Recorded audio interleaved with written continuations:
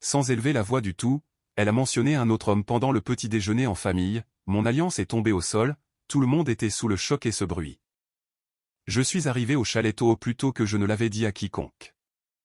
Le plan était d'arriver vers 14h30, juste assez de temps pour aider à finaliser les préparatifs de l'anniversaire de Léa, mais je me suis garé vers midi.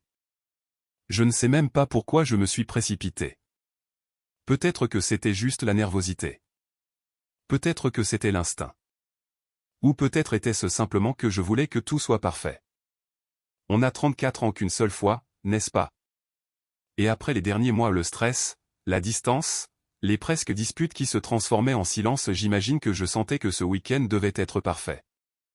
Comme si je pouvais juste dresser la table correctement, rafraîchir le vin et allumer les bougies au bon moment, peut-être pourrions-nous revenir à quelque chose qui nous ressemblait. Le chalet lui-même était magnifique, une de ces grandes maisons en madrier nichées dans les forêts de Haute-Savoie, à un jet de pierre du lac. Il avait des fenêtres massives, une terrasse enveloppante et une cheminée, le genre d'endroit qui semble appartenir à une carte postale ou à l'un de ces comptes Instagram où les gens portent des bonnets et boivent du café trop cher dans des chaussettes assorties. Nous l'avons réservé 6 semaines à l'avance. C'est Léa qui l'a choisi, en fait. Elle a dit qu'elle voulait quelque chose de calme et douillet, un endroit où nous pourrions amener un petit groupe d'amis, quelques personnes de son équipe de la galerie d'art, sa sœur, peut-être un ou deux amis communs de l'université, et simplement débrancher et respirer un peu.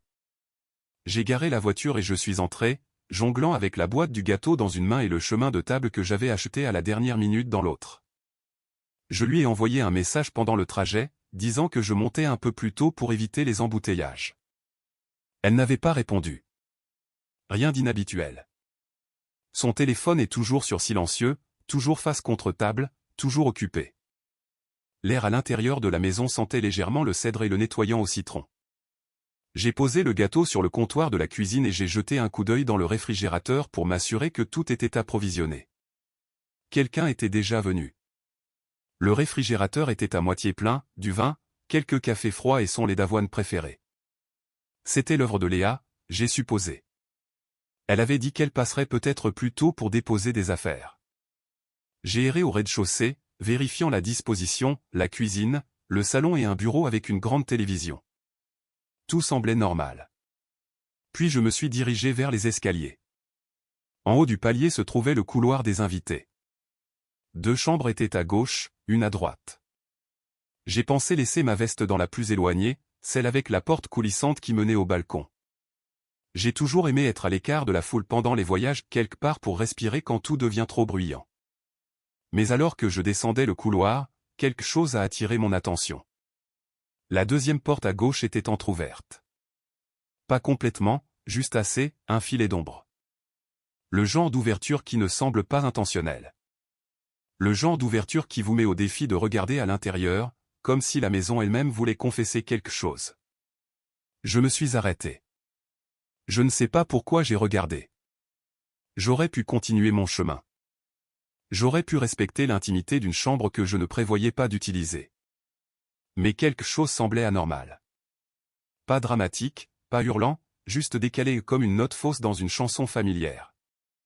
J'ai poussé la porte d'un autre centimètre. Elle a grincé assez fort pour me faire tressaillir, et il y avait là une chaise. Une de ces chaises rembourrées bon marché que l'on trouve partout dans les chambres d'amis. Beige, oubliable, mais drapée sur le dossier comme un drapeau planté sur un territoire occupé se trouvait une chemise. Elle était vert foncé, avec un bouton manquant au col, les poignets froissés et une légère tache de café sur le côté. Et je connaissais cette chemise. Je la connaissais parce que je l'avais déjà vue lors d'une soirée de travail au printemps dernier, quand Léa m'avait présenté Théo, son collègue de la galerie. C'est le gars qui s'occupe des installations et aide à la communication avec les clients et qui a apparemment aussi la mauvaise habitude de perdre des boutons et de rire trop fort aux blagues de Léa. Théo, le même Théo avec qui elle s'est envolée pour Lyon il y a 2 mois pour cette conférence sur les galeries, celle où je n'ai pas pu venir à cause d'une échéance client. Elle a dit que ce n'était rien, un voyage de 3 jours. Elle a dit qu'elle était épuisée quand elle est rentrée à la maison. Je l'ai cru. Mais cette chemise n'avait pas sa place dans cette maison. Elle n'avait pas sa place dans une chambre d'amis, drapée nonchalamment comme si quelqu'un venait de sortir prendre un café. Et pendant un long moment, je suis resté là, figé, mon esprit essayait de réorganiser les faits pour les faire entrer dans un monde qui avait encore du sens. Peut-être que ce n'était pas la sienne. Peut-être qu'elle était similaire. Peut-être que je me trompais. Mais je ne me trompais pas. Je connaissais la façon dont le col rebiquait sur le bord. Je me souvenais du bouton manquant. Il en avait plaisanté une fois, il disait que cela lui donnait un air robuste. J'ai entendu un mouvement derrière moi, des bruits de pas légers. Puis la porte de la salle de bain au bout du couloir s'est ouverte. Léa est sortie, une serviette autour du cou et son téléphone à la main. Elle m'a vu immédiatement, puis a suivi mon regard vers la porte ouverte de la chambre d'amis. Et dans cette seconde, moins d'une seconde, vraiment j'ai vu quelque chose vaciller sur son visage. Pas de la culpabilité, pas de la panique, juste du calcul, comme si son cerveau devait changer de vitesse rapidement. « Oh » a-t-elle dit, d'une voix trop égale. « Tu es déjà là. » Je n'ai rien dit. Elle a de nouveau regardé la chambre. Oui, Théo était ici plus tôt. Il a renversé du café sur lui. Typique. Je lui ai dit qu'il pouvait se rincer et emprunter l'une des chemises supplémentaires que j'avais emballées, mais je suppose qu'il a laissé celle-là derrière lui. Elle a dit cela avec un sourire, de manière dédaigneuse, comme si ce n'était rien. Et peut-être que cela aurait fonctionné. Peut-être que j'aurais pu hocher la tête, passer à autre chose et me dire que c'était logique, si ce n'était le fait que Léa n'emballait jamais de chemises supplémentaires pour les gens. Elle ne prêtait même pas de livres, encore moins des vêtements de rechange, et certainement pas à Théo. Mais j'ai hoché la tête quand même. Je n'ai rien dit. J'ai laissé le silence s'étirer entre nous. Elle a baissé les yeux vers son téléphone, a tapé quelque chose, puis a relevé les yeux et a souri de nouveau. « Tu veux du café ?» a-t-elle demandé. J'en ai fait. Bien sûr, ai-je dit finalement, et nous sommes redescendus ensemble comme si rien ne s'était passé, comme si je n'avais pas vu le moment exact où mon estomac était tombé à travers le sol. Mais quelque chose avait basculé doucement, profondément. Pas de la colère, pas encore juste le genre de calme que l'on ressent juste avant une tempête. Le café avait un goût de brûlé. Je me suis assis en face de Léa à l'îlot de la cuisine, les deux de nous prétendant que c'était juste un autre matin à la montagne. Elle faisait défiler son téléphone, tapant occasionnellement des réponses avec son pouce pendant que je fixais le tourbillon sombre de ma tasse, essayant de penser à n'importe quoi d'autre qu'à la chemise à l'étage. Elle fredonnait à peine sous son souffle, un air que je ne reconnaissais pas. La lumière du matin se répandait sur les parquets. Cela aurait dû sembler paisible. Ça ne l'était pas. Je n'arrêtais pas de penser à Théo, à la dernière fois que je les avais vus ensemble 3 semaines plus tôt lors d'un vernissage. Elle l'avait présenté à un client et quand il avait dit quelque chose d'intelligent sur le contraste et l'espace négatif, elle avait ri. Ce genre de rire, le genre qui se pose un peu trop doucement. Qui reste gravé. À l'époque, je m'étais dit que j'étais trop sensible, paranoïaque même.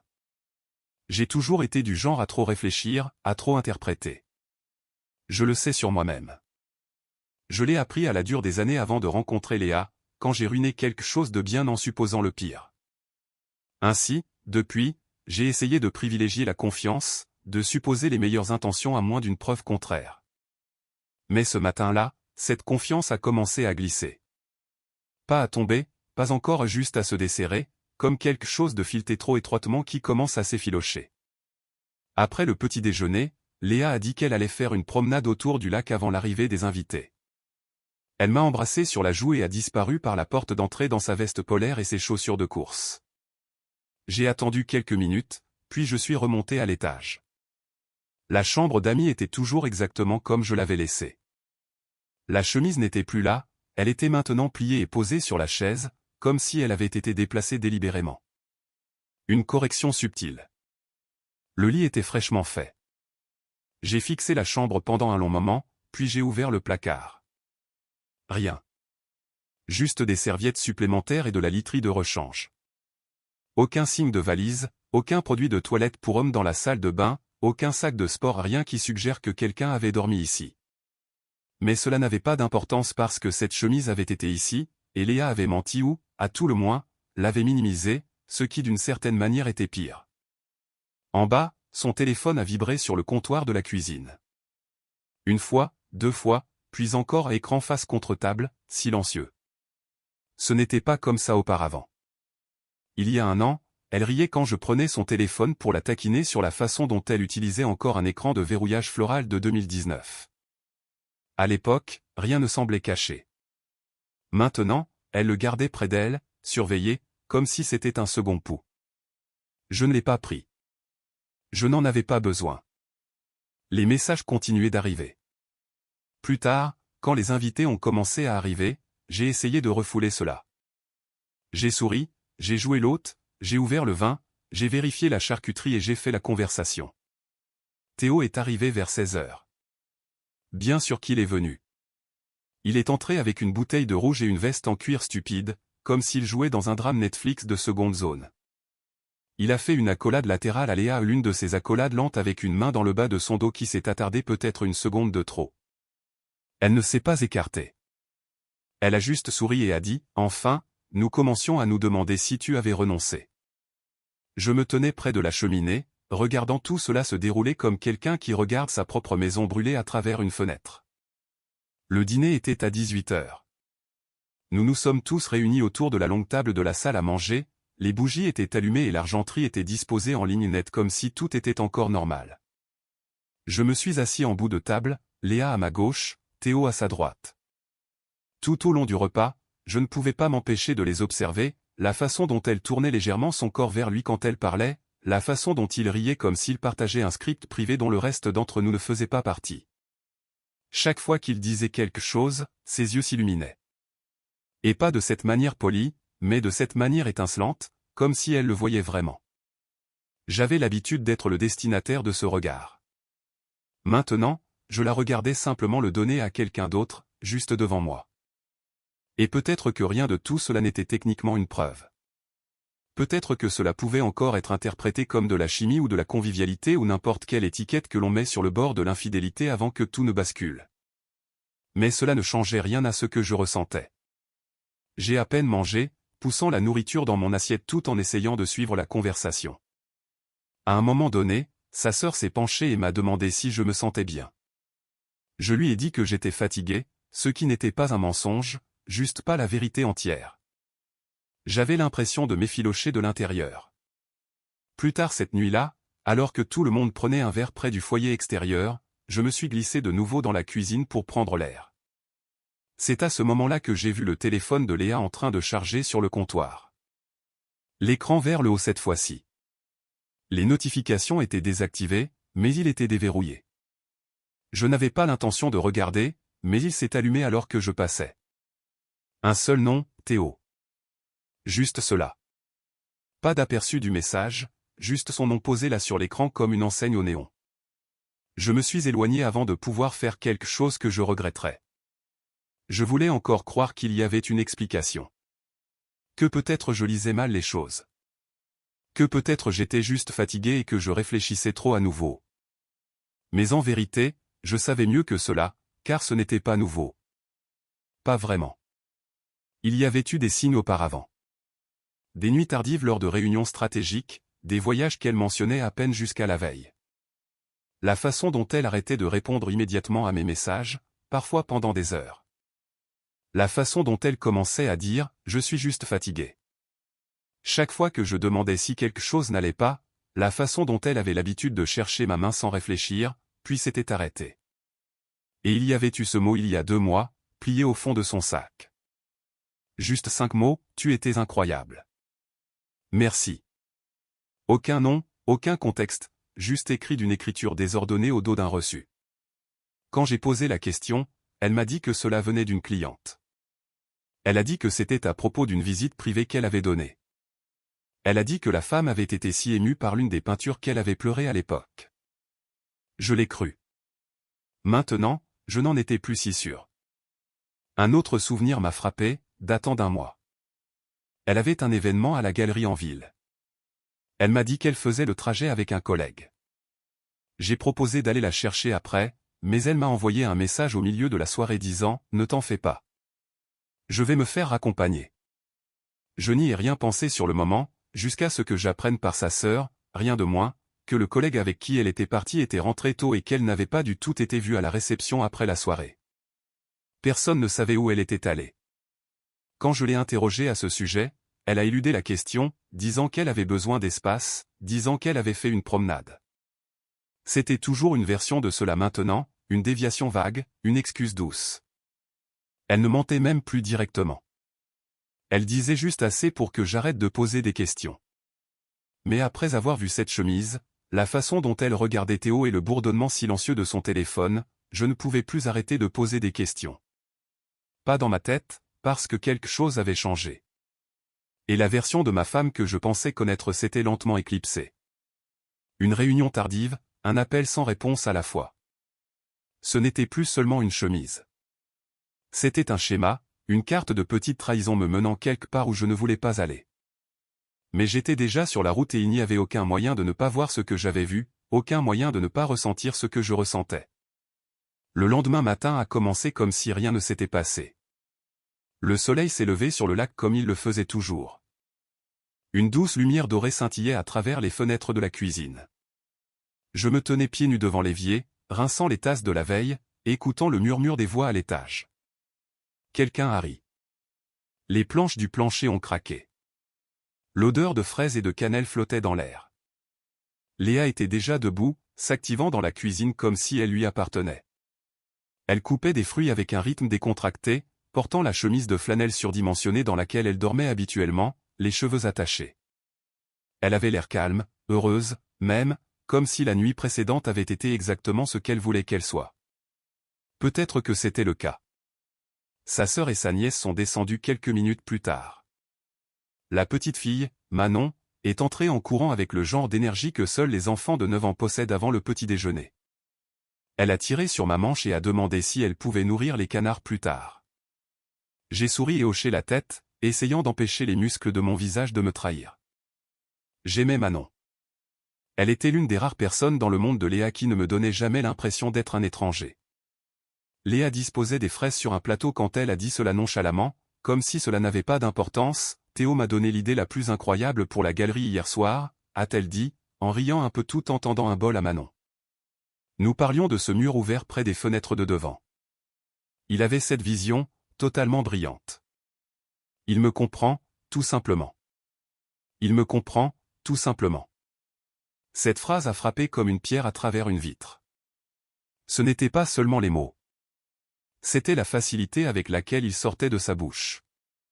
Comme si cela avait été dit auparavant, comme si c'était vrai depuis longtemps. Personne n'a rien dit tout de suite. Sa sœur a levé les yeux en versant le café, ses yeux fixant les miens pendant une seconde de trop. Manon continuait de manger, inconsciente, sa cuillère tapant contre son bol. Léa n'a même pas remarqué la tension dans la pièce, ou si elle l'a remarqué, elle a joué l'indifférence comme une professionnelle. Je n'ai pas parlé, mais c'est alors que c'est arrivé. Petit, accidentel, stupide. Mon alliance a glissé de ma main. Elle n'avait jamais se racler la gorge fait cela auparavant. Elle était lâche, bien sûr, mais pas à ce point. J'avais perdu un peu de poids au cours des derniers mois. Le stress, peut-être. Et soudainement, elle était là, tombant alors que je tendais la main vers une serviette. Elle a frappé le sol en carrelage avec un tintement métallique sec, et ce son a craqué dans l'air plus fort que tout ce que quiconque avait dit. La pièce s'est figée. Même Manon a arrêté de mâcher. Je me suis penché lentement, j'ai ramassé la bague et je l'ai tenue dans ma paume comme si je ne la reconnaissais pas. Léa s'est retournée. Son sourire a vacillé juste un peu. Pas une panique totale, juste un bug, une hésitation. « Ça va ?» a-t-elle demandé. J'ai croisé son regard, et je n'ai pas dit une chose, pas un mot. J'ai juste glissé la bague dans ma poche. Puis j'ai marché vers la porte, j'ai attrapé mon manteau au crochet et je suis sorti dans l'air frais du matin. Derrière moi, je pouvais sentir le silence se répandre dans la cuisine comme une boisson renversée que personne ne voulait nettoyer. Je suis descendu vers le quai. Le lac était immobile, comme un miroir. Les oiseaux se déplaçaient à la surface, paresseux et imperturbables. Le froid s'est infiltré dans mes manches, mais je m'en fichais.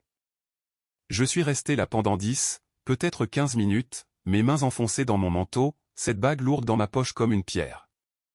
Je n'étais pas sûr de ce que j'attendais. Un message, des excuses, que Léa me suive. Elle ne l'a pas fait. Quand je suis remonté à la maison, tout le monde était passé à autre chose comme si de rien n'était. Le café était servi. Manon nourrissait les canards avec sa tante. Théo n'était pas là, Dieu merci. Et Léa, elle était assise sur la terrasse, son téléphone sur les genoux, ses lunettes de soleil sur le nez. Elle a levé les yeux quand elle m'a vu et a souri à nouveau. Je ne lui ai pas rendu son sourire. Je suis entré à l'intérieur, je suis monté dans la chambre que nous étions censés partager et j'ai fermé la porte derrière moi. Mon sac était déjà à moitié fait depuis la nuit précédente. Je ne m'en étais pas rendu compte sur le moment, mais apparemment, une partie de moi savait que je ne resterais pas longtemps.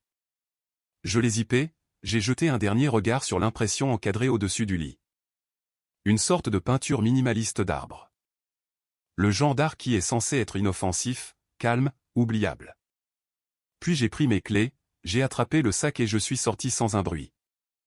Pas de dispute, pas de scène, pas d'adieu. Je suis juste parti, j'ai descendu les escaliers, traversé la maison, franchi la porte d'entrée. Personne ne m'a arrêté. Au bas de la colline, j'ai jeté mon sac dans le coffre, je suis monté dans la voiture et je me suis éloigné de ce chalet comme s'il n'avait jamais fait partie de ma vie. Mais il en avait fait partie, et cela rendait les choses pires. La route pour sortir serpentait le long du lac avant de s'enfoncer dans des arbres denses. Mes mains étaient crispées sur le volant, les articulations blanches.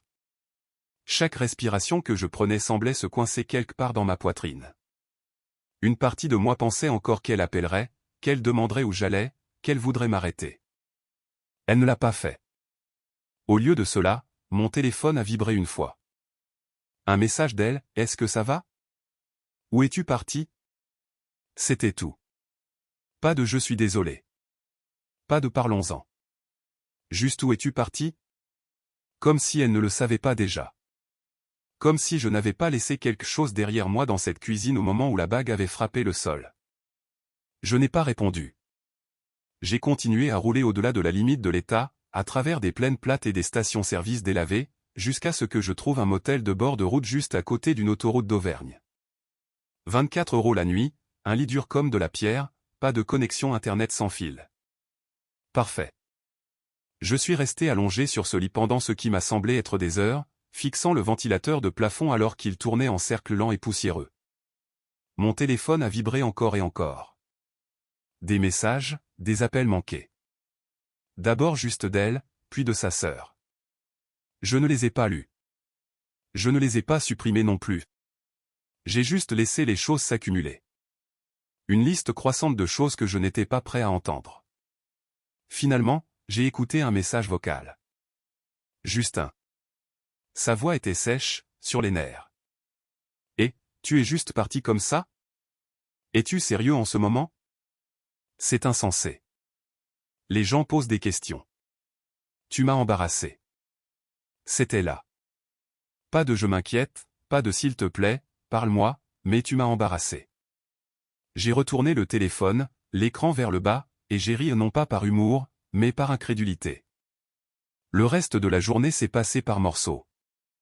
Je suis allé à pied jusqu'à une station-service pour acheter de l'eau et des collations. J'ai appelé mon travail et j'ai dit que je serais absent pendant quelques jours. Aucune raison donnée, aucune question posée. Cette nuit-là, je me suis assis sur le bord du lit du motel en tenant mon alliance dans ma main comme si elle appartenait à quelqu'un d'autre. J'ai pensé à notre premier appartement, le petit 2 pièces près des voies ferrées. Les nuits où nous restions éveillés tard à manger des céréales par terre. La façon dont Léa avait l'habitude de poser sa tête sur mon épaule pendant les films et de me dire « Tu es ma maison ». Et maintenant, je n'étais même pas sûr qu'elle remarquerait si je disparaissais pour de bon. J'ai tourné la bague entre mes doigts, j'ai regardé la façon dont elle captait la lumière. Puis je l'ai déposée dans le tiroir de la table de chevet du motel, je l'ai fermée et je me suis endormi. Si l'on peut appeler cela ainsi. Je suis resté dans ce motel plus longtemps que je ne l'aurais cru. Pas parce que je l'aimais. L'endroit sentait le mildiou et les cigarettes oubliées, mais parce qu'il me donnait quelque chose que je n'avais pas eu depuis des semaines, le silence. Pas le genre qui s'attarde entre les mots pendant une dispute. Ou le froid silence qui suit une porte claquée. C'était quelque chose de différent. Un silence complet. Le genre qui s'enroule autour de vous comme une couverture lourde et vous met au défi de ressentir tout ce que vous avez évité. À l'extérieur, des camions allaient et venaient. La machine à glaçons ne fonctionnait jamais. La télévision vacillait quand il pleuvait. Mais rien de tout cela n'avait d'importance parce que dans cette petite chambre viciée au bord de nulle part, je n'étais plus son mari. Je n'étais pas Mathieu Pluin ou le gars qui apportait du vin aux événements de la galerie et souriait à travers des conversations dont je ne faisais pas partie. J'étais juste moi. Et c'était à la fois terrifiant et libérateur. Le premier jour après avoir quitté le chalet, mon téléphone n'a pas cessé de vibrer. Des messages, des appels, quelques messages vocaux, tous de Léa. Le ton a commencé de manière neutre, peut-être même légèrement amusé. D'accord, sérieusement, tu as fait passer ton message. Pouvons-nous parler maintenant? Quelques heures plus tard, tout le monde n'arrête pas de demander où tu es allé. J'essaie de te couvrir, mais cela rend les choses difficiles. Puis est venue la culpabilité, tu sais, tu as tendance à surréagir. Nous sommes passés par là. Ne fais pas quelque chose de stupide. Stupide. Comme quitter un mariage que l'on pensait construit sur quelque chose de solide? Comme faire confiance à son instinct quand la femme que l'on aime nous dit que Théo vient de renverser du café? Comme se choisir enfin après des mois, peut-être des années, à prétendre ne pas voir ce qui était juste devant soi? Oui, peut-être que c'était stupide. Ou peut-être que c'était la première chose intelligente que j'avais faite depuis longtemps. À la fin de cette deuxième nuit, elle était en colère. J'ai écouté son dernier message vocal sur haut-parleur, assis dans la baignoire du motel, toujours entièrement habillé, tu exagères les proportions. Ce n'était même pas comme ça. Je ne sais pas quel genre de fantasme tu te construis dans ta tête, mais c'est pour cela que nous n'arrivons jamais à rien. Tu déformes les choses. Tu fuis. Tu gâches tout. J'ai fermé les yeux et j'ai laissé sa voix résonner sur les murs de carrelage. Tu gâches tout. Cette phrase m'est restée pendant des jours. Je l'avais déjà entendue. Pas dans ces mots exacts, mais dans le ton. La façon dont elle soupirait pendant les conversations. La façon dont elle changeait de sujet quand j'évoquais à quel point nous nous sentions distants. Tu as tout gâché était toujours juste sous la surface. C'était plus facile pour elle de me présenter comme le problème. De cette façon, elle n'avait pas à regarder de trop près elle-même, ce qu'elle avait fait, ce qu'elle avait permis. Parce que voici la vérité, je n'ai rien gâché du tout. J'ai juste arrêté de prétendre que ce n'était pas déjà brisé. Au 4e jour, ces messages ont cessé. Je pense que c'est à ce moment-là qu'elle a réalisé que je ne jouais plus le jeu. Je ne boudais pas, n'attendant pas qu'elle s'excuse. Je n'étais pas assis près du téléphone, désespéré pour une miette d'amour, de culpabilité ou de regret. J'en avais fini. Et ce silence, c'est à ce moment-là que j'ai su que j'avais enfin atteint le point de non-retour. J'ai pris ma voiture et j'ai roulé pendant quelques heures, pas vers un endroit précis, juste vers l'ouest. J'ai traversé de petites villes et des silences plus grands encore. J'ai pensé à appeler quelqu'un, mon frère peut-être, mais je ne l'ai pas fait. Qu'est-ce que j'allais dire? Et, je prends des nouvelles. J'ai quitté ma femme. J'ai perdu mon avenir. Comment se passe ta semaine? Au lieu de cela, je me suis arrêté dans un petit restaurant au bord de l'autoroute. J'ai commandé des œufs que je n'ai pas finis et un café qui avait un goût d'espoir brûlé. La serveuse m'a souri quand elle a rempli ma tasse. Vous rentrez chez vous? A-t-elle demandé. Je l'ai regardée. Elle ne me connaissait pas. Elle ne connaissait pas Léa. Elle ne savait rien de la chemise, du silence ou de la bague dans la cuisine qui avait fendu ma vie en deux. Mais elle a posé la question quand même. Je ne sais pas trop où se trouve la maison en ce moment, ai-je dit. Elle n'a pas insisté. Cette nuit-là, j'ai pris une chambre dans un nouveau motel. Celui-ci était légèrement meilleur. Pas de brûlure de cigarette sur la couette. Je suis resté devant le miroir pendant un long moment. J'avais l'air fatigué, pâle, plus vieux que dans mes souvenirs. Il y avait des choses que je n'avais pas dites à Léa. Des choses que j'avais gardées enfouies sous la politesse et les ça va. Et maintenant, elles remontaient toutes à la surface. Comme le fait que je me sois toujours senti comme l'acteur secondaire dans sa vie. Celui qui tenait le sac de l'appareil photo pendant qu'elle posait pour sa véritable histoire. Comme la façon dont elle ne m'avait plus jamais regardé de la même manière après avoir commencé à grimper les échelons à la galerie. Après que les gens ont commencé à lui dire qu'elle avait quelque chose de spécial. Je n'étais qu'un arrière-plan, confortable, remplaçable. Et Théo, il n'était pas seulement un collègue. Il était l'acte suivant. Le rebondissement de l'intrigue, le plan de secours émotionnel. Peut-être que rien de physique ne s'était encore produit. Ou peut-être que si. Mais de toute façon, cela n'avait pas d'importance. Elle avait déjà fait le virage.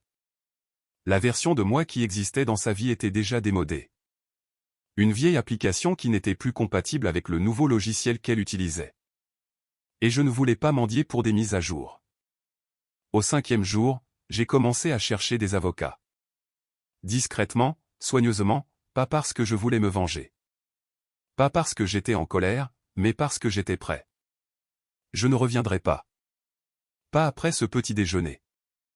Pas après la façon dont elle avait dit « il me comprend », tout simplement. Elle le pensait. Et je l'ai entendu. J'ai aussi recommencé à tenir un journal. Quelque chose que je n'avais pas fait depuis l'université. Juste des griffonnages dans un carnet usé que j'avais acheté dans une halte routière. Cela faisait du bien de noter des choses qui n'avaient pas besoin d'être expliquées ou justifiées. J'ai écrit sur la façon dont Léa avait l'habitude d'enrouler ses pieds sous les miens dans le lit quand elle avait froid. Sur la fois où nous nous sommes perdus en randonnée et avons fini par nous allonger dans un champ sous les étoiles.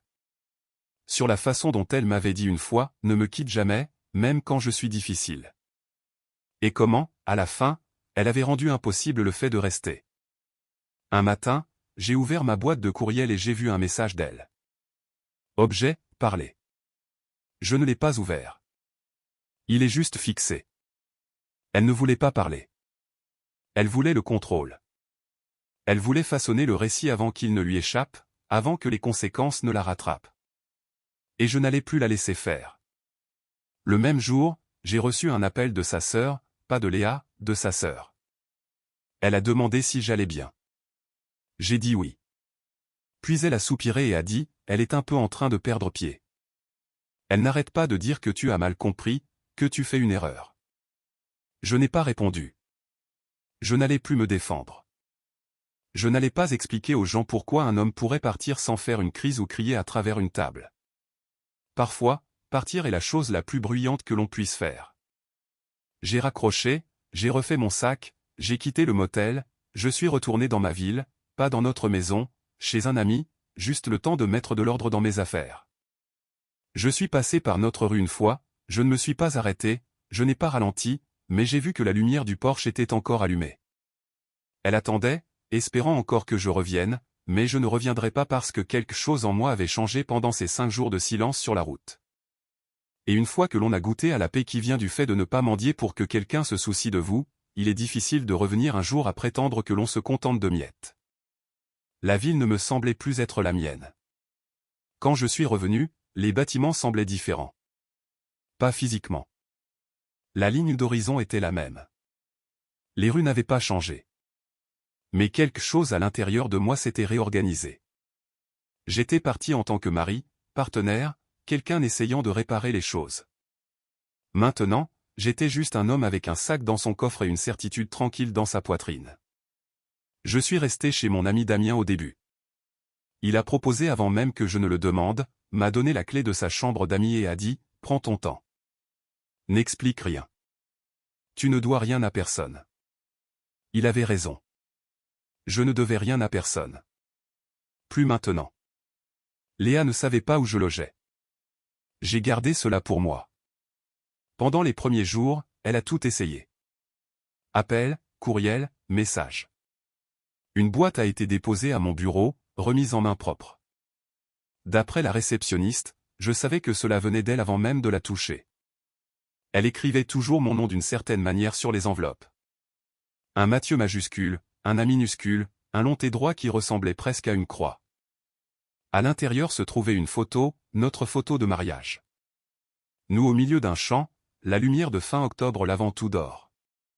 Elle avait des fleurs sauvages dans les cheveux. Je riais sincèrement, et elle me tenait la main comme si elle n'allait jamais me lâcher. Il y avait un mot glissé derrière.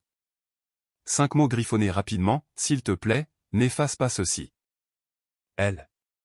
Je l'ai regardée pendant un long moment. Puis j'ai remis la photo dans la boîte et je l'ai retournée à la réception sans aucun message. Parce que voici ce que Léa ne comprenait pas, je n'essayais pas d'effacer quoi que ce soit. Je n'allais simplement pas la laisser le réécrire. Elle pensait que c'était une histoire où je finirais par rentrer à la maison, que je me calmerais, qu'elle me manquerait, que je me souviendrais des bons moments et que je lui enverrais un message nostalgique à 2 heures du matin comme un homme dans un film qui ne peut pas s'en empêcher. Mais cette version de moi, la version qui attendait des signes, qui fermait les yeux sur les nuits tardives et les téléphones silencieux, qui acceptait de moins en moins juste pour maintenir la paix, elle avait disparu. Elle ne savait pas quoi faire de cette nouvelle version de moi. Celui qui était silencieux. L'homme qui ne faisait pas de colère, qui ne suppliait pas et ne brisait rien. Celui qui était simplement parti. Parce que quand quelqu'un écrit une histoire dans sa tête, il donne un rôle à chacun. Et j'avais arrêté de jouer le mien. J'ai engagé une avocate. Discrète, amicale, mais directe. Nous nous sommes rencontrés autour d'un café dans un établissement calme près du palais de justice. Elle m'a posé beaucoup de questions. Je lui ai dit la vérité. Non, il n'y avait pas eu de preuve d'une liaison physique. Oui, il y avait eu des signes. Oui, je croyais qu'il y avait plus que ce qu'elle ne disait. Non, il ne voulait pas poursuivre quelque chose de désordonné. Juste une rupture propre. Pas de drame, pas de théâtralité. Elle a hoché la tête et a dit « Vous faites la bonne chose ». C'est drôle de voir comment l'entendre à voix haute a rendu les choses réelles. Léa n'y a pas cru au début. Quand elle a finalement reçu l'assignation, elle m'a appelé 4 fois de suite. Je n'ai pas répondu. Puis elle a envoyé un courriel « Mathieu, qu'est-ce que c'est que ça? Tu demandes le divorce sans même me parler ?» Elle faisait toujours cela. Elle cadrait tout autour de ce que cela signifiait pour elle. Son embarras, sa confusion, sa perte. Mais jamais une seule fois elle ne m'a demandé ce que j'avais ressenti en entrant dans ce chalet et en voyant la chemise de Théo sur la chaise.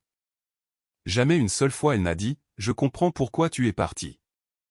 Et cela m'a tout dit. Quand les gens vous montrent à quel point ils ont besoin de contrôle, observez comment ils réagissent quand ils le perdent. Léa n'a pas pleuré. Pas au début. Elle s'est mise en colère. J'ai appris par des amis communs qu'elle disait que c'était un malentendu, que j'étais impulsif, que j'avais toujours été émotionnellement fragile, n'est-ce pas? Émotionnellement fragile.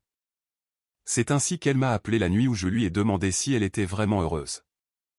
2 mois avant que tout ne s'effondre, j'avais posé la question parce que je pouvais la sentir s'éloigner, même à cette époque. Elle m'avait regardé et avait dit « Tu as toujours besoin que tout soit lourd. Ne pouvons-nous pas simplement aller bien ?» C'était son schéma. Minimiser, détourner, manipuler si elle le devait. Alors, j'ai arrêté de répondre. Quand elle a envoyé un nouveau message, il était plus doux, presque sucré, « Tu me manques. Pouvons-nous nous voir ? Je t'expliquerai tout. » Mais je ne voulais pas d'explication. Je voulais qu'elle reste face à ce qu'elle avait fait dans le silence qu'elle avait aidé à créer. Parce que voici ce que personne ne vous dit à propos du départ, ce n'est pas bruyant. Ce n'est pas cinématographique. C'est silencieux. Si silencieux que cela fait presque mal. Mais c'est ce silence qui vous libère. Une semaine après avoir déposé la demande, elle s'est présentée à mon bureau. Je sortais pour déjeuner quand j'ai vu sa voiture garée à un demi-pâté de maison. Elle est sortie comme si elle avait tous les droits d'être là. Elle tenait un carnet, probablement rempli de répliques répétées. Son maquillage était parfait. Son sourire était tendu. La Léa que je connaissais se préparait toujours pour ces scènes. Je me suis arrêté sur le trottoir. Je ne me suis pas approché. « Mathieu » a-t-elle dit, s'avançant. « Pouvons-nous parler, s'il te plaît ?»« Non » ai-je dit. « Juste 5 minutes » a-t-elle supplié. « Tu ne me réponds pas. Je ne sais même pas ce que tu veux. » Je l'ai regardé, je l'ai vraiment regardé, et tout ce que j'ai vu, c'est quelqu'un à qui je ne manquais pas. Elle regrettait la version d'elle-même qui se sentait bien quand j'étais là. La sécurité, l'image, le mari qui jouait son rôle. « Tu n'as pas besoin de 5 minutes, ai-je dit. Tu as eu 5 ans. » Ses yeux se sont remplis de larmes. Mais je n'ai pas bronché. « Mathieu, s'il te plaît » a-t-elle répété, la voix brisée maintenant. « Nous pouvons arranger cela. J'irai en thérapie. Nous allons travailler là-dessus. Ne jette pas tout comme ça. Tu as déjà tout jeté, ai-je dit. J'ai juste arrêté de faire semblant de tenir les morceaux. Puis je l'ai contourné et j'ai continué à marcher. Elle n'a pas suivi. Cette nuit-là, je n'ai pas pleuré. Je n'ai pas bu. Je ne lui ai pas envoyé de message par culpabilité. Je me suis juste assis dans la chambre d'amis de Damien avec une lampe allumée et j'ai écrit une phrase dans mon carnet, elle n'a plus le droit de raconter l'histoire. Et je le pensais vraiment, car ce que les gens comme Léa ne réalisent pas, c'est que parfois la coupe la plus nette est celle qui fait le plus mal. Non pas à cause de ce que l'on perd, mais à cause de tout ce que l'on a dû abandonner avant de trouver la force de lâcher prise. Au cours des 2 semaines suivantes, les papiers du divorce ont progressé. J'ai laissé mon avocate tout gérer. Léa a répondu lentement, puis tout d'un coup. Elle a essayé de négocier, a essayé d'assouplir les termes, mais plus elle poussait, moins je m'engageais. Je n'étais pas cruel. J'étais clair. Je n'étais plus intéressé par le blâme. Juste par la paix. Finalement, elle a arrêté de me contacter. Et son silence, quand il est finalement venu, était plus bruyant que tous les messages vocaux qu'elle avait laissés auparavant. Non pas parce que cela signifiait qu'elle abandonnait, mais parce qu'elle réalisait enfin que moi, j'avais déjà abandonné. Environ 1 mois plus tard, j'ai appris que Théo avait démissionné. Quelque chose à propos d'une plainte interne. Un collègue l'avait signalé pour comportement inapproprié. Pas Léa, quelqu'un d'autre. La nouvelle s'est propagée rapidement.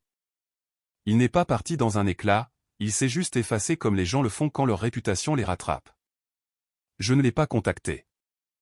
Je n'avais pas à le faire. Un ami a mentionné que Léa l'avait appris par un commentaire fortuit à la galerie. Elle est partie tôt en pleurant. Elle a supprimé ses réseaux sociaux quelques jours plus tard. Les gens disaient qu'elle n'était plus elle-même. Mais peut-être qu'elle l'était. Peut-être que c'était qui elle était quand le masque glissait. Pendant ce temps, je suis devenu plus silencieux, plus léger. J'ai recommencé à faire de la randonnée, j'ai commencé à mieux dormir. La vie a continué sans elle. Et pas une seule fois je n'ai regretté le chaos qu'elle appelait une relation. En regardant en arrière, c'est clair. Elle ne m'aimait pas. Elle aimait la version d'elle-même qui existait à mes côtés. Protégée, admirée, confortable. J'étais une plateforme, pas un partenaire. Un endroit tranquille où se poser jusqu'à ce que quelqu'un de plus excitant arrive. Elle pensait que je serais toujours là, stable, patient, en attente. Mais elle m'a mal lu. Elle pensait que je la poursuivrais. Je ne l'ai pas fait. Je l'ai laissée partir sans guerre. Pas de combat final. Pas de conclusion dramatique. Juste le silence. Et dans ce silence, j'ai reconstruit. Je n'étais plus au second plan. J'étais l'homme qui était parti et n'avait pas regardé en arrière. L'homme qui s'était choisi.